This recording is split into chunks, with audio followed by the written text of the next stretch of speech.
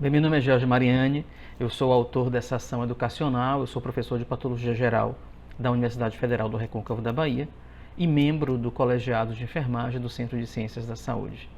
A intencionalidade de produzir este material é para mostrar a posição da patologia humana em relação à pandemia de coronavírus e os crescentes óbitos de Covid-19.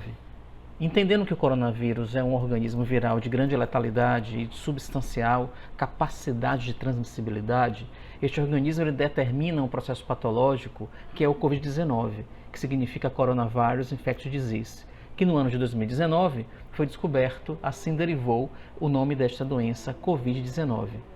A Covid-19 ela não determina elementos patognomônicos, ou seja, não existem sinais e sintomas específicos que possam ajudar a compreender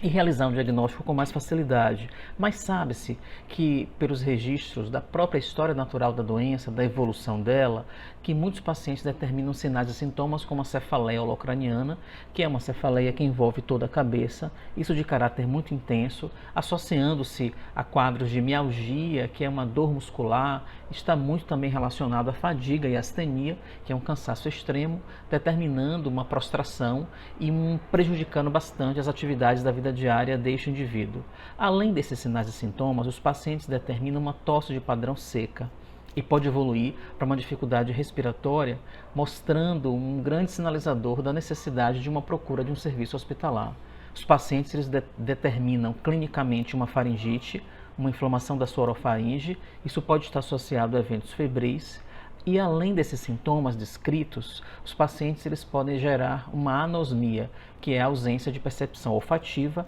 associada ou não a uma ageusia, que é uma ausência de percepção do paladar. Para além desses sintomas descritos, nós compreendemos que o coronavírus é um vírus que tem uma predileção pela mucosa do trato respiratório inferior. Os pacientes eles podem também ter um comprometimento do seu trato gastrointestinal, evoluindo para quadros diarreicos. A partir da percepção de que este vírus determina no organismo um grande espectro de manifestações clínicas,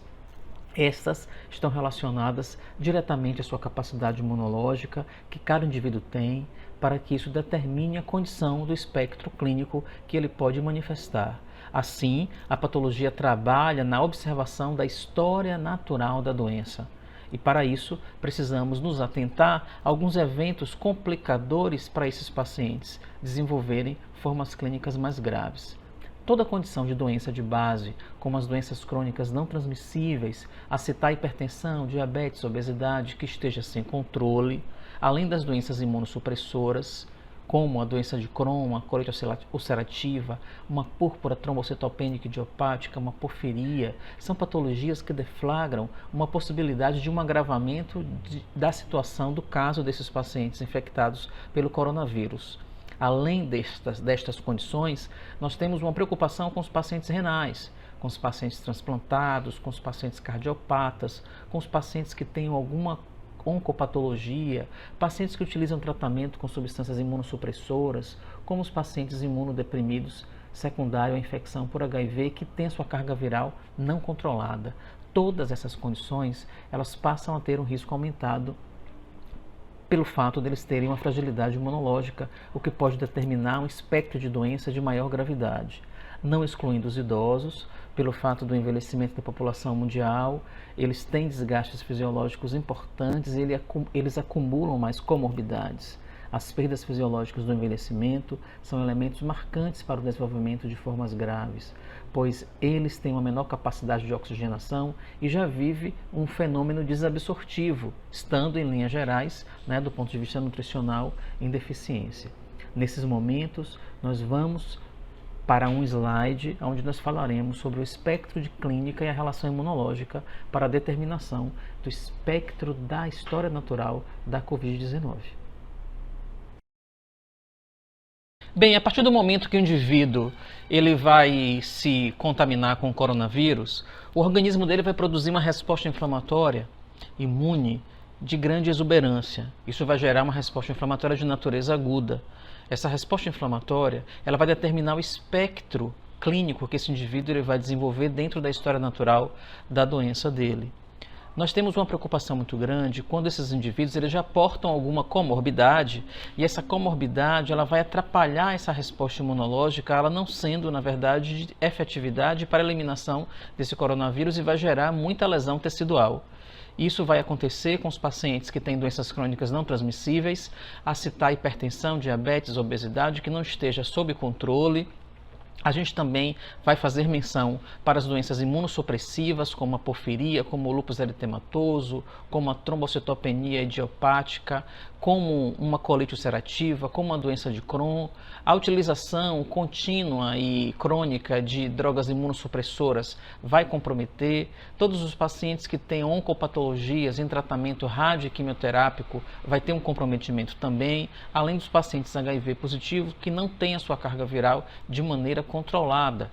Para além desses pacientes, a própria condição de envelhecimento, entendendo que a nossa população mundial está progressivamente envelhecendo e que já tem muitas perdas fisiológicas do envelhecimento, esses indivíduos, na perspectiva de terem uma condição de oxigenação reduzida e terem também uma nutrição muito comprometida por momentos de desabsorção, são pacientes que fazem muita desbiose intestinal, são pacientes que requerem uma nutrição especial, são pacientes que vão, na verdade, desenvolver potencialmente condições de maior gravidade, não tendo um controle efetivo desta infecção pelo coronavírus e vai estar dentro de um espectro de doença de maior morbimortalidade. Na perspectiva de olharmos os mediadores inflamatórios, citocinas e mediadores químicos, sabendo que eles serão produzidos agudamente, caso eles estejam produzidos em uma quantidade pequena, eles vão gerar apenas um processo inflamatório local, ativando os monócitos que vai se derivar em macrófago para ampliar sua resposta imunológica.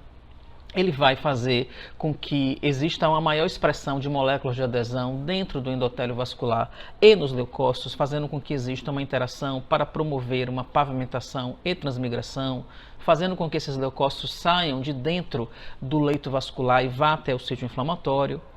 A concentração baixa desses mediadores químicos inflamatórios, eles vão promover uma atividade da molécula de complemento que está circulante no plasma, a citar a C3A e a C5A, e isso vai gerar uma resposta quimiotática ampla, gerando uma resposta inflamatória local.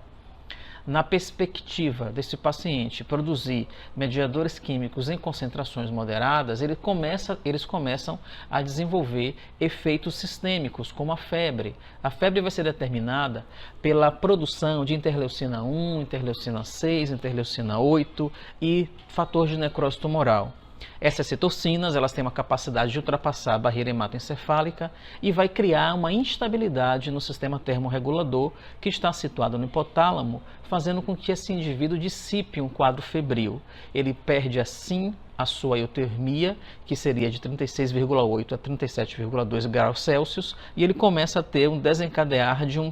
período febril, com 37,5 na condição subfebril, e aí ele vai evoluir para 37,8, que é uma condição febril.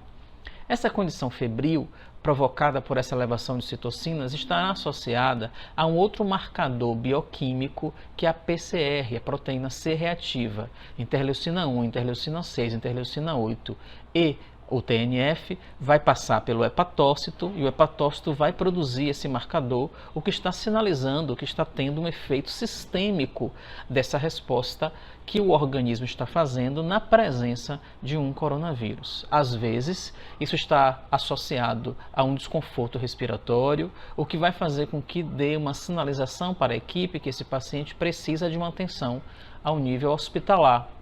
Lá vai ser feita uma oximetria de pulso e caso essa oximetria de pulso que visa captar a quantidade de oxigênio que chega até a sua extremidade esteja abaixo de 90%, porque o esperado é de 90% a 100%, vai ser instituído um manejo clínico de oxigênioterapia por pressão positiva, que é via catéter nasal, que é via uma máscara de Venturi. Se ele tiver resposta, esse indivíduo vai ser liberado para viver uma quarentena na sua residência, dando todo um protocolo de atenção com os contactantes, e a gente vai fazer uma investigação da positividade para o Covid-19, que vai ser a partir dentro de uma racionalidade de escolha do teste, que pode ser um teste imunológico imunológico para avaliar as concentrações de IgM e IgG no teste rápido, que só deve ser preconizado se ele estiver vivendo esses sintomas há mais ou menos 14 dias,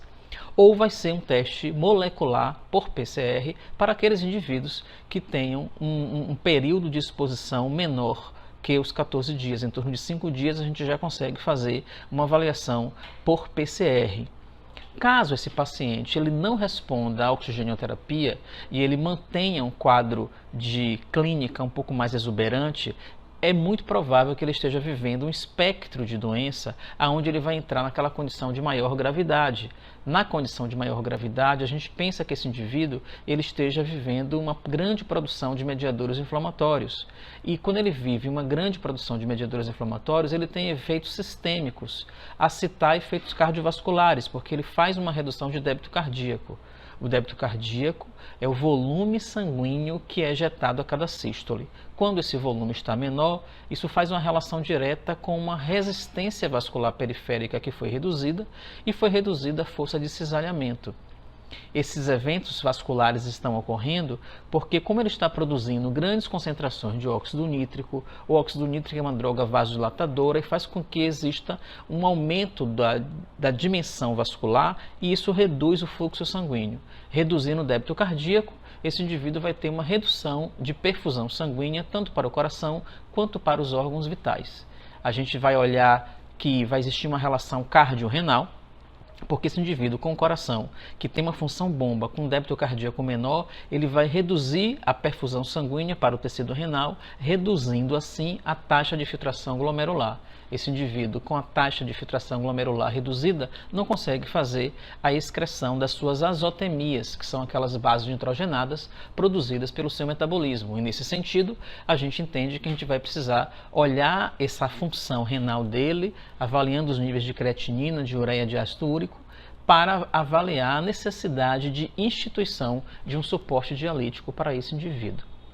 Entendendo que ele está produzindo mais óxido nítrico, entendendo que ele está com os vasos mais vasodilatados, esse indivíduo ele vai ter um fluxo sanguíneo mais lentificado, as plaquetas assim podem se chocar. Plaqueta é uma célula muito pequena, que ela está circulando por fora, mais perifericamente no fluxo laminar dentro do vaso. As plaquetas facilmente podem aderir-se ao endotélio, a parte interna do vaso, e quando isso acontece, existe um desencadear de um evento trombótico, esse indivíduo pode fazer uma coagulação intravascular disseminada, e isso pode afetar o sistema pulmonar dele, e afetando o sistema pulmonar, nessa característica de uma disseminação da coagulação, esse indivíduo vai fazer uma SARA, que é uma síndrome de angústia respiratória aguda, o que vai ampliar o êxito letal em virtude da gravidade desse indivíduo. A gente vai produzir muitos materiais complementares a esses para que a gente, na verdade, dê a contribuição de como é que a patologia geral ela está observando